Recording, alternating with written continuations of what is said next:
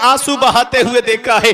बाबा इतनी इजाजत मिल जाए कि कयामत के दिन जब आप उम्मत की शफाअत की दुआ कर रहे हो तो फातिमा पीछे से आमीन कह दे। नबी फरमाते फातिमा तूने बहुत बड़ी चीज मांग ली। रब ने फरमाया जिब्राइल अलैहिस्सलाम से जाओ मेरे महबूब की बारगाह में और मेरे महबूब से कह दो बेटियां दरवाजे से खाली हाथ नहीं लौटाई जाती है। महबूब से कह दो कि कयामत के दिन उम्मत की शफाअत के लिए दुआ करना तुम्हारा काम है, आमीन कहना फातिमा का काम है, जन्नत देना परवरदिगार आलम। सुभान अल्लाह। नारे तकबीर, नारे रिसालत, मसलके आला हजरत, फैजाने ताज शरिया, जश्न ईद मिलादुन नबी, नारे तकबीर। मेरे आका रातों में रोते थे उम्मत के गम में, आका रातों में आंसू बहाते थे उम्मत के गम में। आज एक दिन में 1 घंटा हम नहीं निकाल सकते कि अपने नबी पे दुरूद पाक पढ़ ले बैठ के। हमारे घर में हर वक्त फिल्मों की बातें, इलेक्शन की बातें, सियासत की बातें। एक दिन हमारे पास ऐसा नहीं कि हम अपने आका को याद कर लें। होटलों पे बैठेंगे, चौराहों पे बैठेंगे, बस बुराइयों में मस्त, पार्टी बंदियों में मस्त। ये जिंदगी हमारी। आका रातों में रोते थे मौला उम्मत गुनाहगार है मेरे मौला इसे बख्श दे, मौला उम्मत खताकार है मौला इसे बख्श दे। जिब्राइल अलैहिस्सलाम आए आका की बारगाह में और जहन्नम का जिक्र करने लगे। आका जहन्नम में 7 तबके हैं। सबसे नीचे तबके में मुनाफिकीन रहेंगे, उसके ऊपर वाले तबके में ये रहेंगे आग परस्त रहेंगे, उसके ऊपर वाले तबके में वो रहेंगे, ये रहेंगे। 6 तबके गिनाए जिब्राइल अलैहिस्सलाम ने। 7वें तबके पे रुक गए, आपकी लब खामोश हो गए। आका फरमाते जिब्राइल आगे क्यों नहीं बोलते, जिब्राइल आगे क्यों नहीं बोलते, 7वें तबके में क्या मेरी भी उम्मत जाएगी? जिब्राइल आगे क्यों नहीं बोलते? जिब्राइल अलैहिस्सलाम खामोश हो गए। फरमाया जिब्राइल 7वें तबके में कौन रहेगा? अर्ज करते या रसूल अल्लाह आपकी उम्मत के वो लोग रहेंगे जो बगैर तौबा किए मर जाएंगे। इतना सुनना था कि आका की आंखों में आंसू आ गए, रोने लगे मेरे आका। हजरत जिब्राइल अलैहिस्सलाम कहते हैं कि आका का सरे मुबारक मैंने अपनी गोद में रख लिया, आका की हिचकी बन गई रोते रोते। इतना रोए आका उम्मत के गम में। आज हमारे पास इतना वक्त नहीं कि हम अपने नबी को याद कर लें। आज हमारे पास इतना टाइम नहीं कि हम अपने आका को याद कर लें। आका फरमाते हैं जुइलत कुर्रतु ऐनी फिस सला, मेरी आंखों की ठंडक नमाज में है। हमारे पास इतना वक्त नहीं कि आका की आंखों को ठंडक पहुंचा दे। ये हाल है हमारी जिंदगी का। अभी शबे बारात आ रही है, आप देखोगे मोटरसाइकिल लेके नौजवान रोडों पे गाड़ियां दौड़ाते फिरेंगे। जिस रात में इबादत करनी चाहिए थी, जिस रात में अपने गुनाहों से माफी मांगनी चाहिए थी, उस रात को हमने खेल कूद का जरिया समझ लिया, पटाखे बजाने का जरिया समझ लिया। शबे बारात क्या है? मेरे आका फरमाते हैं इस रात में अल्लाह ताला बनी कल्ब की बकरियों के बालों से भी ज्यादा लोगों की बख्शिश फरमाता है। माशाअल्लाह सुभान। सहाबी का बयान है कि बनी कल्ब आका ने इसलिए फरमाया कि ये वो कबीला था कि अरब में सबसे ज्यादा बकरियां इसी कबीले के पास थी। अगर कोई और कबीला होता और उसके पास इससे ज्यादा बकरियां होती तो आका उसका जिक्र फरमा देते। इतनी बकरी, एक बकरी के ऊपर कितने बाल होते हैं कोई गिन सकता है? कितने लोगों की बख्शिश होती होगी, लेकिन किसकी होती होगी? वो जो रोड पे गाड़ी दौड़ाता फिर रहा है उसकी बख्शिश होगी इस रात में। अल्लाह ताला गुरूब आफताब से लेके तुलू फजर तक खास तजल्ली फरमाता है और फरमाता है कोई मुसीबत ज़दा मैं उसको मुसीबत से छुटकारा दे दूं, है कोई बीमार मुझसे शिफा मांगे मैं उसे शिफा दे दूं, है कोई मुझसे दौलत मांगने वाला मैं उसे दौलत दे दूं। हम तो माइल व करम है कोई साइल ही नहीं, राह दिखलाएं किसे रह रबे मंजिल ही नहीं। अल्लाह की रहमत तो बहाना ढूंढती है बख्शिश के लिए। इस रात में मदीने वाले मुस्तफा कब्रिस्तान जन्नतुल बकी तशरीफ ले गए थे। शबे बारात में कब्रिस्तान जाना मदीने वाले मुस्तफ़ा की सुन्नत है। बेशक सुभान। इस रात आका शोहदाए उहुद की कब्रों पे तशरीफ ले गए थे। हजरत आयशा सिद्दीका रजी अल्लाह ताला अन्हा कहती हैं कि उस रात मेरे पास मेरे घर में बारी थी आका की। आका ने अपनी अजवाज के दरमियान बारी मुकर्रर फरमाई थी। फला दिन फला अजवाज की बीबी के यहाँ, फला दिन फला बीबी, अलग अलग सबके हुजरे बने हुए थे। उस दिन हजरत आयशा कहती मेरे यहाँ आका तशरीफ फरमा थे। थोड़ी देर रुके, फिर आका उठे और उठ करके आका चले गए। मैं ये सोचने लगी कि आका कहीं अपनी किसी दूसरी बीबी के यहाँ तो तशरीफ नहीं ले गए। कहती हैं कि मैंने तलाश किया लेकिन आका नहीं मिले। तो हजरत आयशा कहती हैं कि मैं खुशबू पे चल रही थी। सुभान अल्लाह, सुभान अल्लाह। आला हजरत फरमाते हैं उनकी महक ने दिल के गुंचे गुंचे खिला दिए हैं। जिस राह चल गए हैं कूचे बसा दिए हैं। कहती हैं जब मैं खुशबू पे चलती हुई गई तो मैं जन्नतुल बकी में पहुंच गई, कब्रिस्तान में। मैंने क्या देखा कि आका अपना सर सजदे में रखे हुए हैं और रो रहे हैं आका। थोड़ी देर के बाद आका ने सर सजदे से उठाया और फरमाया आयशा तुम ये समझ रही थी कि अल्लाह और उसका रसूल तुम्हारे ऊपर जुल्म करेंगे? ऐसा नहीं है। मेरे आका फरमाते जब मैं लेटा तो मेरे पास जिब्राईल अलैहिस्सलाम आए और आकर के मुझसे कहने लगे या रसूल अल्लाह आज की रात अल्लाह रब्बुल इज़्ज़त खास तजल्ली फरमाता है। या रसूल अल्लाह आज की रात अल्लाह की रहमतें नाजिल हो रही हैं।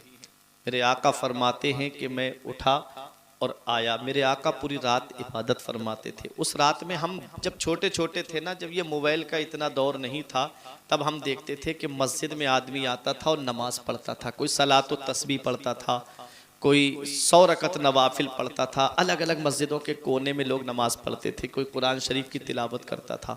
उस समय इतना मोबाइल का दौर नहीं था। किसी किसी के यहाँ वो पीसीओ होते थे, रिसीवर होते थे, प्रधान जी वगैरह के पास वो पूरा वायरलेस लगा होता था।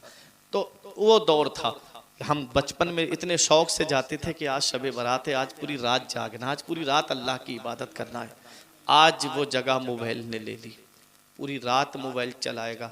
मैं एक चीज़ सोच रहा था एक दिन बैठ करके कि हमारे बुजुर्ग पूरी रात अल्लाह की इबादत कैसे करते थे। इमाम आज़म अबू हनीफा पूरी रात में एक कुरान शरीफ ख़त्म तिलावत फरमा लिया करते थे। गौसे आज़म 40 साल तक इशा के वज़ू से फ़जर की नमाज़ पढ़ते रहे। इमाम आज़म 40 साल तक इशा के वज़ू से फ़जर की नमाज़ पढ़ते रहे। गरीब नवाज 37 साल इस हाल में गुजारे कि रात में पीठ बिस्तर से नहीं लगाई, पूरी रात अल्लाह की इबादत। मैं सोच रहा था कि ये पूरी रात कैसे जाग लेते हैं ये अल्लाह वाले। जब आज नौजवानों को पूरी रात हम मोबाइल चलाते हुए देखते हैं ना, तब समझ में आया कि इंसान को जिससे लगाव हो जाता है वो उसके लिए जाग जाता है। इसको जिससे मोहब्बत हो जाती है वो उसके लिए जाग जाता है। आज के नौजवान को मोबाइल से लगाव है, मोबाइल से मोहब्बत है, उसके लिए जाग रहा है। हमारे बुजुर्गों को अल्लाह की इबादत से मोहब्बत थी, वो उसके लिए जाग रहे थे। उनको कुरान की तिलावत से मोहब्बत थी, वो कुरान की तिलावत के जरिए जाग रहे थे। ऐ मेरे नौजवानों, मेरे अजीजों, मेरे बुजुर्गों, शबे बारात आ रही। 3 रातें ऐसी अल्लाह ने अता फरमाई अपने महबूब की उम्मत को, वो चाहे तो अपनी बख्शिश करा ले उन 3 रातों में। वो कौन सी है? एक शबे मेराज जो गुजर गई, एक 13 फरवरी को आ रही शबे बराअत, छुटकारे की रात, छुट्टी की रात। इस रात में अल्लाह की इबादत कर लो। इस रात में अल्लाह ताला सबको बख्शता है, लेकिन उनको नहीं बख्शता जो आपस में एक दूसरे से नफरत रखते हैं, जो आपस में एक दूसरे से कुदूरत रखते हैं, जो आपस में एक दूसरे से दुश्मनी किए बैठे हैं, जो एक दूसरे से बात नहीं करते, उनको नहीं बख्शता अल्लाह ताला। ऐ मेरे अजीज़ों, मुसलमान को वैसे भी 3 दिन से ज़्यादा आपस में बुराई नहीं रखना चाहिए। 3 दिन के बाद जो सबसे पहले सलाम करेगा अल्लाह ताला जन्नत में उसको पहले दाखिल फरमाएगा। बेशक बेशक। मुसलमान को तो वैसे भी आपस में बुराई नहीं रखना चाहिए थी। अब कोई जमीन के नाम पे बुराई करे बैठा है, कोई घर के बंटवारे के नाम पे बुराइयां करे बैठा है, कोई आपस में भाई भाई का दुश्मन बना हुआ है, भाई भाई का की मुखालिफत करता नजर आ रहा है। आज माफी नामे मांगे जा रहे हैं सोशल मीडिया पर। आप देखोगे फेसबुक खोलकर, व्हाट्सएप खोलकर तो खबरें आएंगी कि हमको माफ कर देना, हमसे कोई गलती हो गई हो तो माफ कर देना। फेसबुक पे माफीनामे मांगे जा रहे हैं। यहाँ बाप घर में नाराज बैठा है, भाई नाराज बैठा है, बहन नाराज बैठी है, बेचारी इंतजार करती है कि काश मेरे भाई के कदम मेरे घर में आ जाते। जरा सी बहनोई से हुज्जत क्या हो गई, बहन का घर ही छोड़ दिया। जरा सी आपस में ना इत्तेफाकी क्या हो गई कि बहन से रिश्ता नाता ही खत्म कर लिया। इधर बहन नाराज है, परिवार वाले नाराज हैं, और माफी मांगी जा रही है सोशल मीडिया पर। माफी मांगी जा रही है उन फ्रेंड से कि जो तुमको पहचानते तक नहीं, जो तुमको जानते तक नहीं। अरे माफी मांगनी है तो अपने घर में मांगो ना, माफी मांगनी है तो अपने परिवार में मांगो ना, माफी मांगनी है तो अपने रिश्तेदारों से मांगो ना। वो तुमको माफ करेंगे तो अल्लाह माफ फरमाएगा। माफी फेसबुक पर सोशल मीडिया पे मांगी जा रही है। गलती की है आपने परिवार वालों के साथ में और माफी मांगी जा रही है सोशल मीडिया से। अल्लाह अकबर। याद रखना प्यारे मुसलमानों, आपस में ना इत्तेफाकी नहीं होना चाहिए। अल्लाह उसे भी नहीं बख्शता है जिसके माँ बाप उससे नाराज होते हैं। इस रात में अल्लाह उसे भी नहीं बख्शता जिसके माँ बाप उससे नाराज होते हैं। माँ बाप अल्लाह की बहुत बड़ी नेमत है। माँ बाप अल्लाह की इतनी बड़ी नेमत है। बाप क्या है इसका पता तब चलता है जब बाप का साया हमारे सर से उड़ जाता है। बाप अल्लाह की कितनी बड़ी नेमत है। हमारे बुजुर्ग फरमाते हैं बाप आंगन में लगे हुए पेड़ की तरह होता है। जब गर्मी पड़ती है पेड़ के नीचे आदमी बैठे आराम मिल जाता है, और जिस दिन पेड़ उखड़ गया आंगन से उस दिन धूप भी परेशान करती है, गरम गरम लू के थपेड़े भी परेशान करते हैं। ऐसे माँ बाप के साये की ना कदरी न कर, धूप काटेगी बहुत जब ये शजर गिर जाएगा। धूप कैसी भी हो साया नहीं खोने देता, राह कैसी भी हो बेबस नहीं होने देता। बेच के अपना लहू चाहे वो रोटी लाए, बाप औलाद को भूखा नहीं सोने देता। बेशक सुभान ये अल्लाह। बाप है, ये बाप है। बाप की डांट बेटा बर्दाश्त नहीं कर पाता, लेकिन ये डांट वो है जो आगे चल के तुमको बहुत कारगर साबित होती है। बाप बार बार पढ़ाई पे जोर दिलवाता है कि बेटा पढ़ लो, अभी अभी तुम्हारा बाप है, पढ़ लो। कि उससे पूछो कि जिसके बाप का साया उड़ जाता है और सारी जिम्मेदारी जब औलाद के ऊपर आती है तब उसको पता चलता है कि मेरे ऊपर से कितना बड़ा साया चला गया। कभी लगे मेरे बाप ने मेरे लिए क्या किया है तो अपने बाप के पास बैठ के एक बार उनके चेहरे की तरफ गौर से देखना।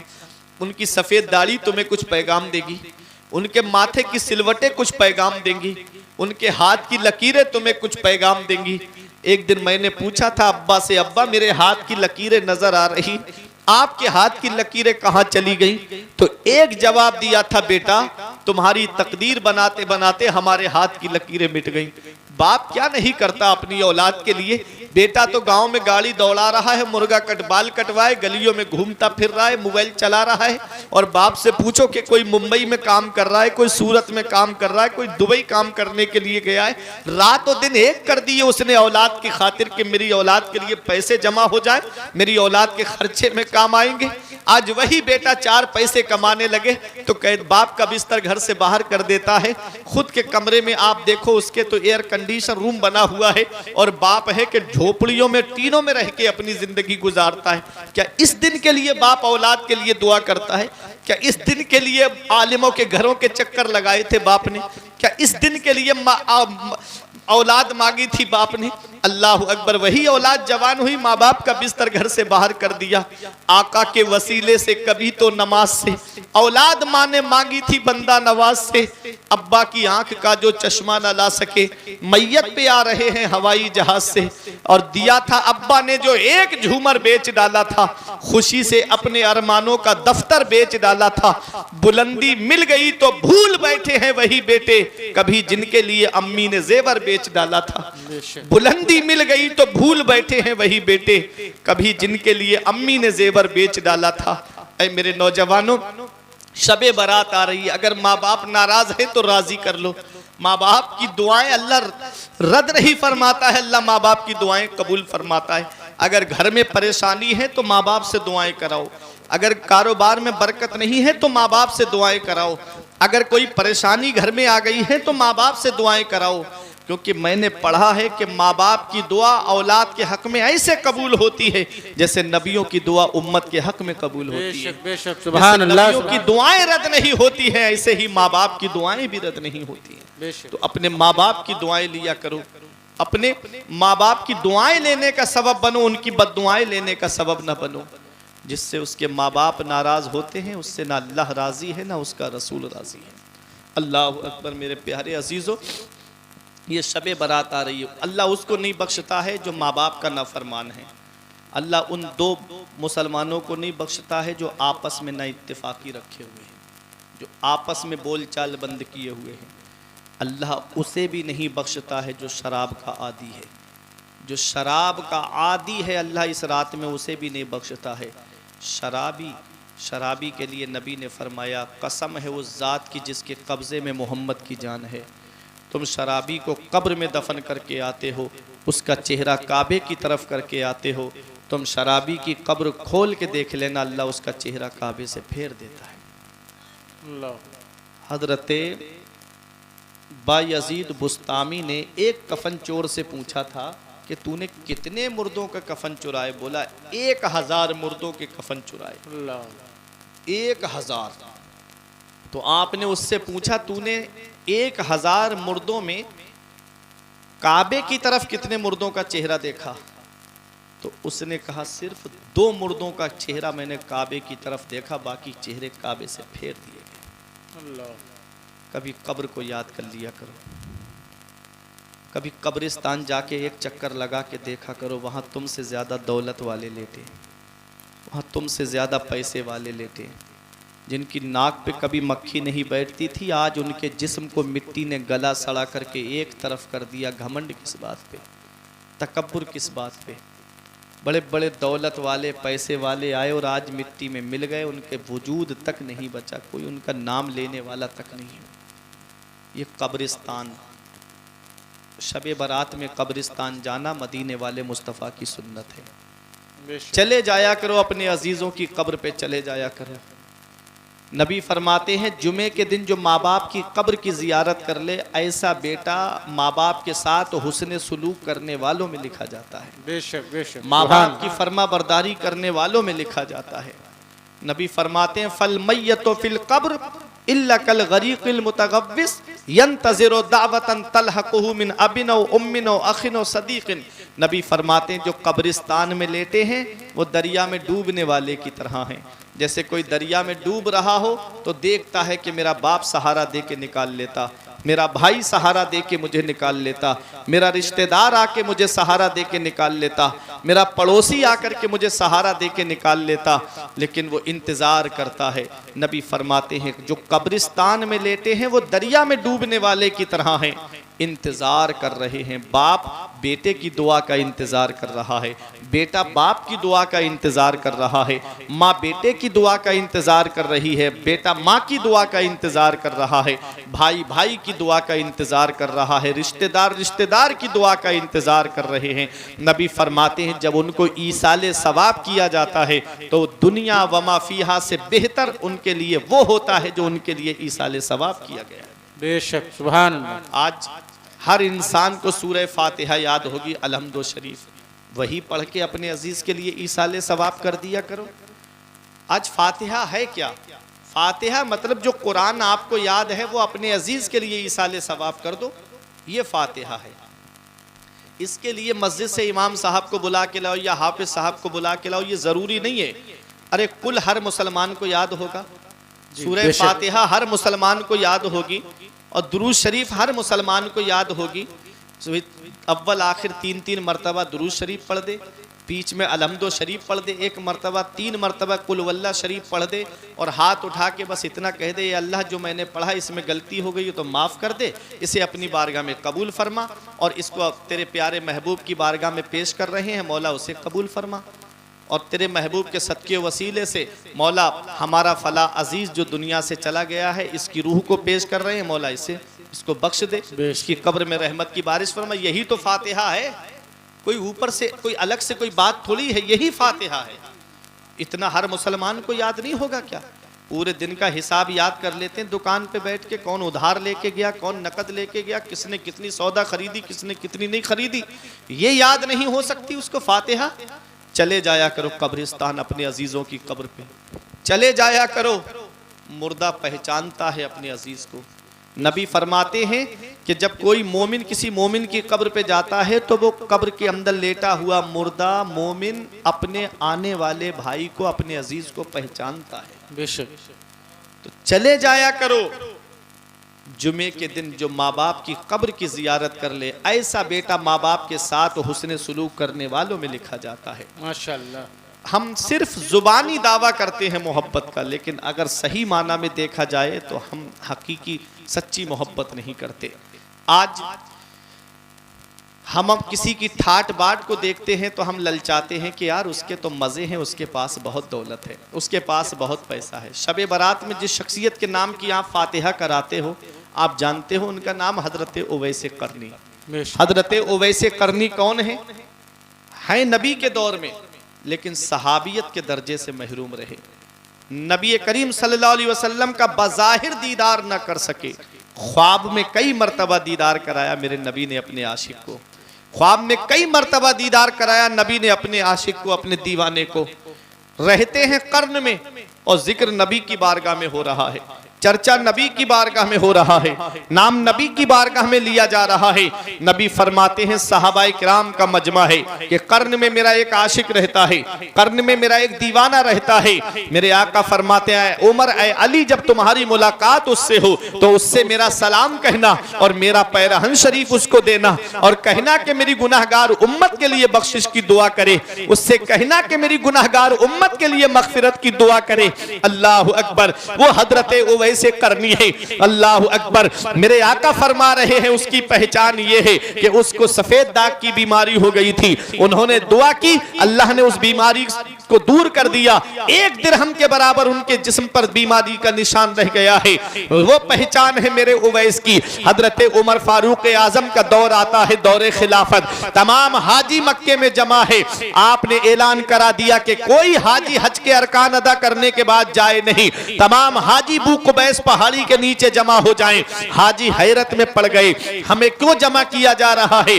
हजरत उमर फारूक आजम ने फरमाया तमाम हाजी बैठ जाएं, वो हाजी खड़े रहे जो यमन से आए हैं। अब यमन के हाजी डरने लगे, पता नहीं हमें क्यों खड़ा किया जा रहा है। हजरत उमर फारूक आजम फरमाते हैं अब यमन के हाजी बैठ जाएं। अब यमन में वो हाजी खड़े रहे जो कर्न से आए हैं। एक बूढ़ा शख्स खड़ा रहा। उमर फारूक आजम फरमाते हैं तुम कर्न से आए हो? उसने कहा हाँ मैं कर्न से आया हूँ। फरमाया क्या उवैसे करनी को जानते हो? उसने कहा मैं तो उवैसे करनी को नहीं जानता हूँ, लेकिन एक मेरा भतीजा है उवैस नाम का, लेकिन वो इस लायक कहाँ है कि आप उसका जिक्र करें, वो इस लायक कहाँ है कि आप उसका चर्चा करें। अरे वो तो दीवाना है, वो तो पागल है। जब गलियों से गुजरता है तो बच्चे उसके ऊपर पत्थर मारते हैं, जब वो गलियों से गुजरता है तो बच्चे उसके ऊपर पत्थरों की बारिश करते हैं। हजरत उमर फारूक आजम की आंखों में आंसू आ गए। फरमाया मैं उसी उवैस के बारे में पूछ रहा हूँ जिसे तू दीवाना कह रहा है, जिसे तू पागल कह रहा है, मैं उसी उवैस की बात कर रहा हूँ। ये कौन है उवैसे करनी? दुनिया इनको दीवाना समझ रही थी। अल्लाह अकबर। दीवाने की नजरों को जहां देख रहा है, दीवाना खुदा जाने कहां देख रहा है। शान देखो, मकाम देखो, जिक्र नबी की बारगाह में हो रहा है, चर्चा नबी की बारगाह में हो रहा है, और उनका सगा चचा कह रहा है वो तो दीवाना है, वो तो पागल है। जब हजरत उवैसे करनी गलियों से गुजरते तो बच्चे उनके ऊपर पत्थर मारा करते थे। आप फरमाते बच्चों मुझे मोटे मोटे पत्थरों से न मारा करो, जब पत्थर तुम मेरे जिस्म पर मारते हो तो मेरे जिस्म से खून निकलता है, मेरा वुजू टूट जाता है। मुझे छोटे छोटे पत्थरों से मारा करो ताकि मुझे चोट लगे लेकिन मेरे जिस्म से खून ना निकले, मेरा वुजू सलामत रहे। वो है हजरत उवैसे करनी। मकाम जन्नत के दरवाजे पर रोक दिया जाएगा उवैसे करनी को। सब जन्नत में जा रहे हैं, उवैसे करनी को रोक दिया जाएगा। अर्ज करेंगे मुझे क्यों रोक दिया गया? आवाज आएगी उवैस अकेले जन्नत में मत जाओ, अपने नबी की उम्मत की शफाअत करो और उसको अपने साथ जन्नत में लेकर के। नारे तकबीर, नारे रिसालत, मसलके आला हजरत, मसलके आला हजरत, जश्न ईद मिलादुन नबी, अज़मते उवैसे करनी, नारे तकबीर, नारे रिसालत। शान देखें जन्नत के दरवाजे पर रोक दिए जाएंगे। मकाम देखें जिक्र नबी की बारगाह में हो रहा है, चर्चा नबी की बारगाह में हो रहा है। अल्लाह अकबर। और जिंदगी जीने का तरीका देखो। ऐ मनशापुरवा वालों, आज हमारे कपड़े फट जाएं, हम बजाज की दुकान पे जाते हैं। हमारा लिबास फट जाए, हम नया कपड़ा खरीद के सिलवा करके पहनते हैं। हजरत उवैस करनी का जब लिबास फट जाता तो किसी बजाज की दुकान पे नहीं जाते थे, नया कपड़ा खरीदने नहीं जाते थे, बल्कि कूड़ा करकट पे आते थे और कोई पुराना कपड़ा वहां पड़ा हुआ होता, उसे धोते, पाक करते और उस कपड़े का पेबंद लगा करके अपने लिबास में रखते थे। मकाम जन्नत के दरवाजे पर रोक दिए जाएंगे।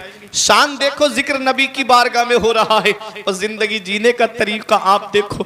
हमें भूख लगे हम ढाबों पे खाना खाते, हमें भूख लगे हम होटलों में खाना खाते, हमें भूख लगे हम घर में ताज़ा खाना बनवा करके खाते। वैसे करनी को जब भूख लगती तो आप तालाब की तरफ आते, जहां लोग सब्जी बेचने वाले सब्जी तालाब में धोते थे, उसमें कुछ पत्ते पड़े रह जाते थे, उन पत्तों को खा करके गुजारा करते थे। हजरत उवैस करनी उन पत्तों को खा करके गुजारा करते थे। खजूर की गुठली पे नमक लगा करके उसे चूस करके गुजारा करते थे। हजरत उवैस करनी। मकाम जिक्र नबी की बारगाह में हो रहा है, चर्चा नबी की बारगाह में हो रहा है। बेनिशानों का निशा मिटता नहीं, मिटते मिटते नाम हो ही जाएगा। साइलो दामन सखी का थाम लो, कुछ ना कुछ इनाम हो ही जाएगा। अल्लाह अकबर। मकाम देखें, शान देखें कि जिक्र नबी की बारगाह में हो रहा है। जिंदगी जीने का तरीका आप देखें। हजरत हरम बिन हयान एक ताबई हैं, उन्होंने सोचा कि मैं उवैस करनी से मुलाकात करूंगा।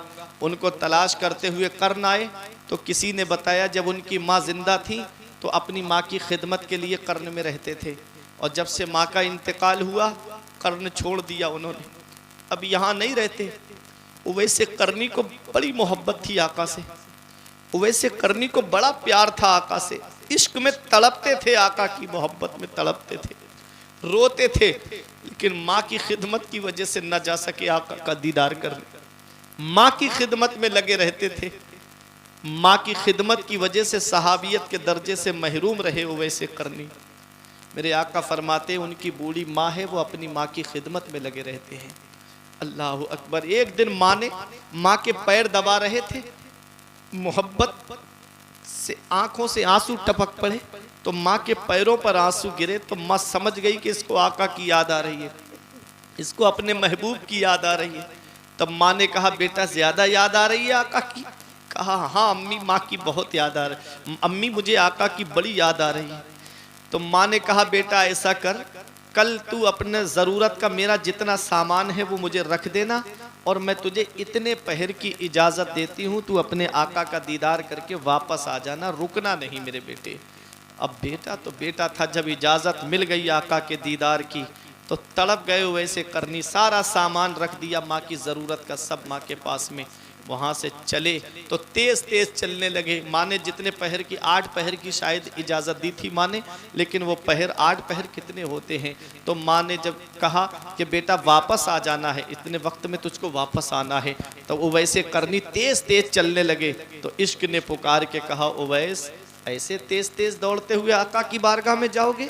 उवैस ऐसे जाओगे भागते हुए आका की बारगाह में? क्या यही अदब है?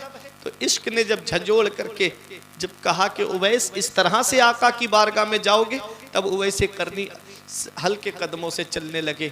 अल्लाह अकबर। जब मदीने में पहुंचे उवैस करनी तो मस्जिद नबवी में आका को तलाश किया, नहीं मिले आका। पूछा कि आका कहाँ मिलेंगे? कहा आका अपनी अज़वाज में से किसी के हुजरे में होंगे। तो कहा पता कैसे लगेगा? कहा आका के पता लगाने का तरीका ये है कि जिस हुजरे का दरवाज़ा खुला हुआ हो समझ लेना कि आका उसी में तशरीफ़ फरमा है। जब गए तो देखा हज़रत आयशा सिद्दीक़ा रज़ी अल्लाह ताला अन्हा का हुजरा खुला हुआ था। हज़रत उवैस करनी ने बाहर खड़े होकर के सलाम किया, अंदर से सलाम का जवाब आया। कहा मुझे आका का दीदार करना है। कहा कौन हो? कहा कि आका मेरा नाम जानते हैं, मेरे आका मेरे बारे में जानते हैं, उनको पता है मेरा नाम। तो कहा कि आका इस वक्त अब हुजरे में तशरीफ़ फरमा नहीं है, ज़रूरी काम से बाहर तशरीफ़ ले गए हैं, थोड़ी देर रुको, जब आका आ जाएंगे तब आका का दीदार कर लेना।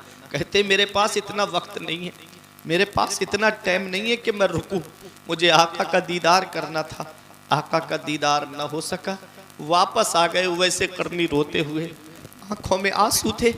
आका का दीदार करने आए लेकिन दीदार न हो सका। जब वो वैसे करनी वापस आ गए, देखा कि वक्त हो रहा था, माँ ने जितनी इजाजत दी थी, वापस आ गए। आका तशरीफ लाए, फरमाया मुझे मेरे आशिक की बू आ रही है। क्या मेरा उवैस आया था? क्या मेरा आशिक आया था? अल्लाह अकबर। हजरत आयशा सिद्दीका कहती है आका एक आया था, मैंने उससे नाम पूछा, कहते हैं आका मेरे बारे में जानते हैं, आका को मेरे बारे में पता है। क्यों ना पता हो, मेरा इमाम कहता है और कोई गैब क्या तुमसे नेहा हो भला, जब ना खुदा ही छुपा तुम पे करोड़ों दुरूद। सरे अर्श पर है तेरी गुजर, दिल फर्श पर है तेरी नजर, मलकूत तो मुल्क में कोई शय नहीं वो जो तुझ पे आया ना हो।